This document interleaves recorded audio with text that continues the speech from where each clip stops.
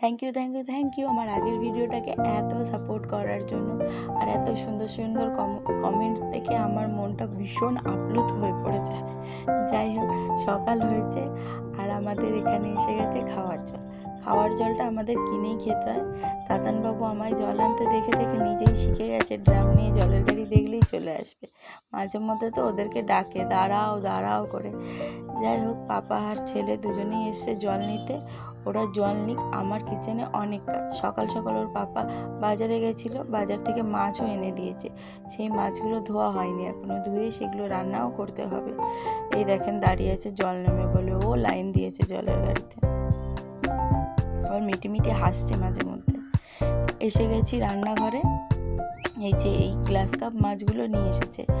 এগুলো রুই কাতলা মাছের থেকে কিন্তু কোনো অংশে কম না। আমি জানি অনেকেই হয়তো এই মাছের নাম আগে কখনো শোনেননি, প্রথমবার শুনছেন। আমিও বিয়ের আগে শুনিনি, কিন্তু বিশ্বাস করুন খেতে খুব ভালো। আমার তো বেশ ভালো লাগে। কে কে এই মাছটা চেনেন বা আগে খেয়েছেন কিনা আমায় কমেন্টের মাধ্যমে নিশ্চয়ই জানাবেন। এই যে মাছ দেওয়া হয়ে গেল। অ্যাকচুয়ালি আমরা তো রেগুলারের মাছ রেগুলার রান্না করি না, ওই কারণে না নুন হলুদ মাখিয়ে আমি ডিপ ফ্রিজে রেখে দিই। তাহলে কি মাছগুলো না তরতাজাও থাকে। এতক্ষণ ধরে কাজ করছি, একজনকে মিস করছেন নিশ্চয়ই। হ্যাঁ, আমার তাতানবাবু দুষ্টুমি করছে না, কারণ ও গেছে পাশের এক আন্টির বাড়ি। 2-3 মিনিটের মধ্যে সেও চলে আসবে। যাই হোক, আমার মাছগুলো নুন মাখানো হয়ে গেছে। এবার আমি এটাকে ডিপ ফ্রিজে তুলে রাখবো। আর বাগানে একটা সুন্দর জিনিস হয়েছে, সেটাও আপনাদেরকে আজকে দেখাবো। ওই যে এসে গেছে আমার বদমাইশ, এসে গেছে। ওই দেখেন, এসে এক্ষুনি বাগানেই ঢুকবে আর ঢুকে বদমাইশি করতে শুরু করে দেবে। দেখেছেন, বলেছি যা তাই।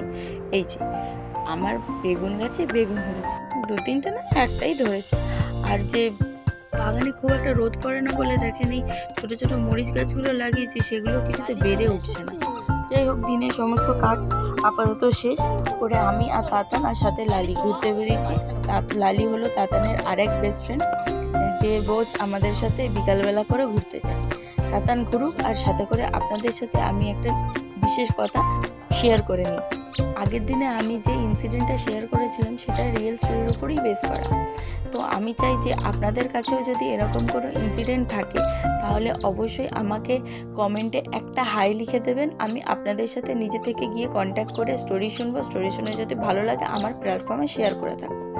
আর তাছাড়াও আমার কাছে আরও কিছু মানুষ এসেছে যারা এরকম স্টোরি আমাকে শুনিয়েছে, বা ছোটোবেলা থেকে আমিও কিছু স্টোরি দেখে এসেছি বা শুনে এসেছি। সেইগুলো প্রত্যেক শনিবার করে আপনাদের সাথে আমি শেয়ার করব। সো আমার ভিডিওগুলো কেউ স্কিপ করবেন না। ভালো ভালো অনেক গল্প আপনাদের জন্য অপেক্ষা করছে।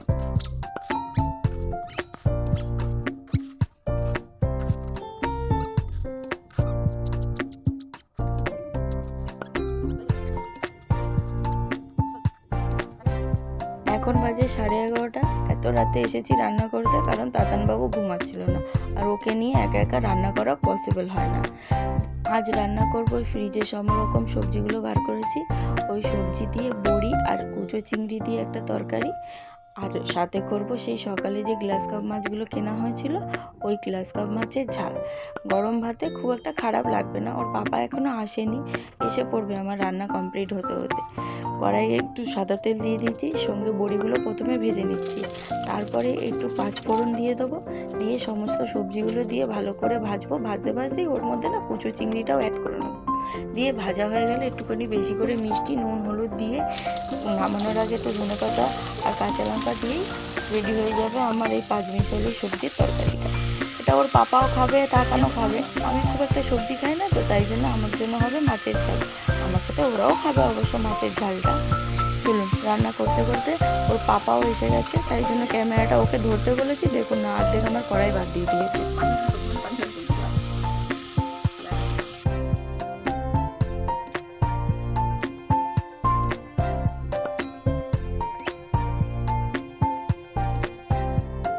এদিকে তরকারিটা হতে থাক, নামানোর আগে একটু ধনেপাতা ছড়িয়ে দিলে ব্যাস রেডি হয়ে যাবে। আমি ভাতটা নামিয়ে মাছের ঝালটা বসিয়ে দিই।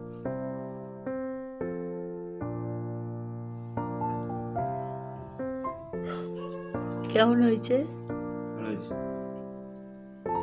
মিষ্টি নুন ঠিক হয়েছে? আজকের ভিডিওটা কেমন লাগলো আমাকে অবশ্যই জানাবেন। অনেক খিদে পেয়ে গেছে, 12:30 প্রায় বাজে। এবার চলুন ভাত খেতে থাকি। দেখা হবে পরের ভিডিও। সবাই ভালো থাকবেন, সুস্থ থাকবেন। Thank you.